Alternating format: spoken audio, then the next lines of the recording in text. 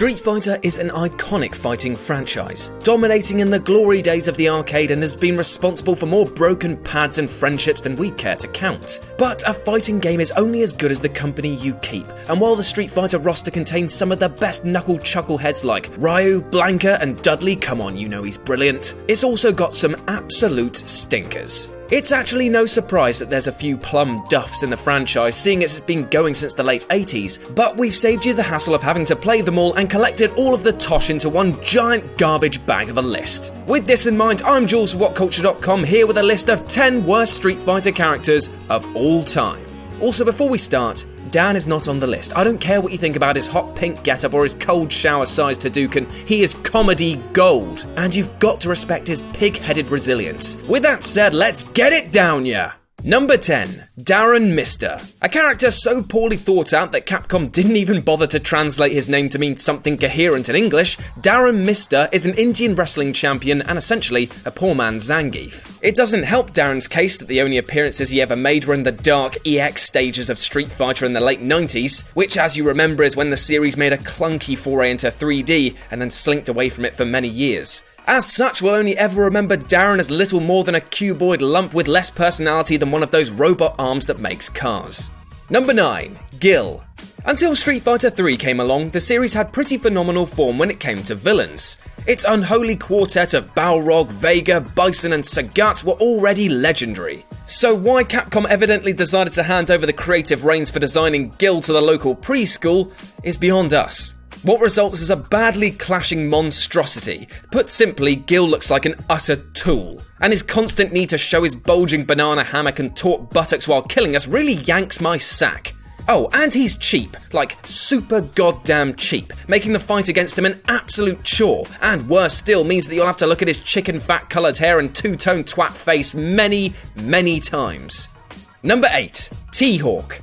Of the newcomers to Super Street Fighter 2 Turbo, T-Hawk really stood out as a brown note in an otherwise crisp fighting symphony. His stupid right-angle stance made him look like a terrible DJ who's only intent on ruining vinyl, and his dress sense screamed, "Do you get that he's a Native American?" But the worst of all his features is that he's just so bland to fight as. He doesn't hit as hard as Zangief despite his size, nor is he quick enough to react to most characters. His only redeeming quality is that his bird dives at least looks pretty cool, but even they were only about as effective as trying to put out a forest fire with their own piss.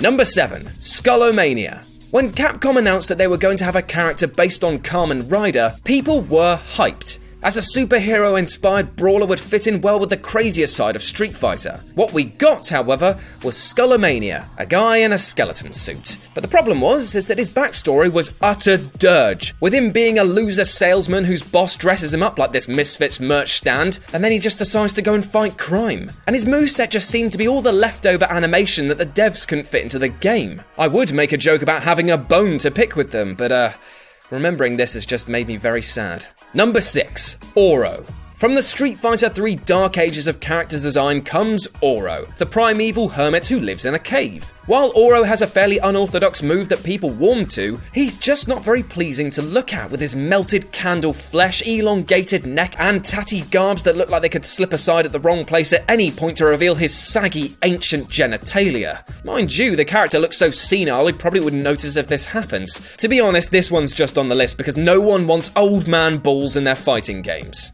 Number 5. Remy.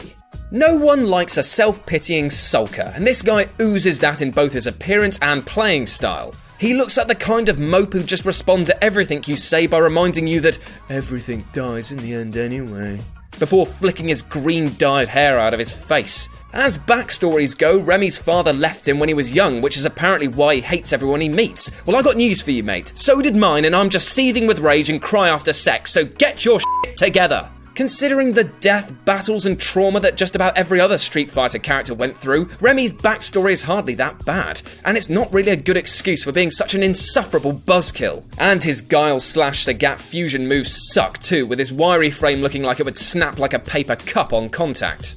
Number 4. Necro.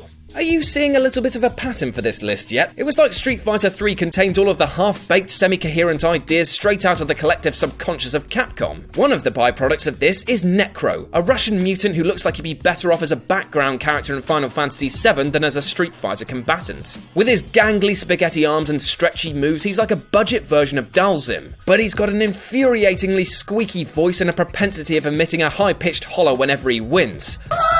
Alright! No thank you, please. Number 3. Hugo. You may recognise this man with the melted cheese face as one of the goons from the classic beat-em-up Final Fight. Granted, he wasn't as elaborately designed back then, but maybe that's for the best considering his modern-day appearance makes him look like a middle-aged fishwife on steroids. His appearance is supposedly inspired by legendary wrestler Andre the Giant, but I'm pretty sure that the late WWE legend wouldn't be caught dead wearing a pink leopard print leotard. Hugo was born to be a disposable grunt in a fighting game and should never have received the upgrade to being a full Street Fighter character. His bland movesets and forgettable reasons for fighting just add to his mediocrity. Plus the fact that he looks like he's almost de-evolving in front of our eyes and has trouble breathing. Number 2. Doctrine Dark. There are times when you wish that fighting games would self-impose some boundaries when it came to ripping off rival games. In that spirit, Mortal Kombat should never have featured Ken lookalike Cobra, while Street Fighter should have left Doctrine Dark on the cutting room floor. This guy's breathing apparatus and colour scheme is a straight riff of Sub-Zero. The blades on his arms are clearly pinching off Baraka, and he even has a move where he fires a wire and drags his opponent towards him like Scorpion. This would be slightly better if he was a vaguely interesting character, but his one outstanding feature, that Notice Me Senpai stare, is the only thing he's got going for him. Capcom would have done well to drop this copy-paste cock in the bin.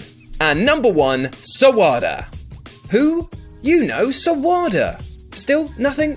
You know, the most forgettable and irrelevant guy in the worst Street Fighter game of all time. Yeah, that's the one. This guy is hands down the worst Street Fighter character of all time because he's simply the least necessary addition to the franchise. Jean-Claude Van Damme's right-hand man in the film, he bravely, courageously had 3 lines of dialogue and led all of the other extras in the assault against M. Bison. But apparently that was enough to justify his presence in Street Fighter the movie, the game, in which he had a lackluster set of borrowed moves and an outfit which ticks all the boxes of bland character design. But there was one move though which actually got fans slightly a little bit possibly excited as it looked like a katana strike.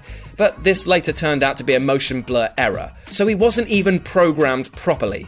What a sawaka, or as Ben would put it, hashtag shit sawaka for wackers. And that's our list. Do you have any bum brawlers that you'd like us to beat down? Well, drop us a message in the comments section below. And if you want to smash my bonus stage, you can do so here or on my personal Twitter, RetroJ with a 0. If you enjoyed this list, then like, share and subscribe for more. As always, I've been Jules for WhatCulture.com, and I'll see you soon.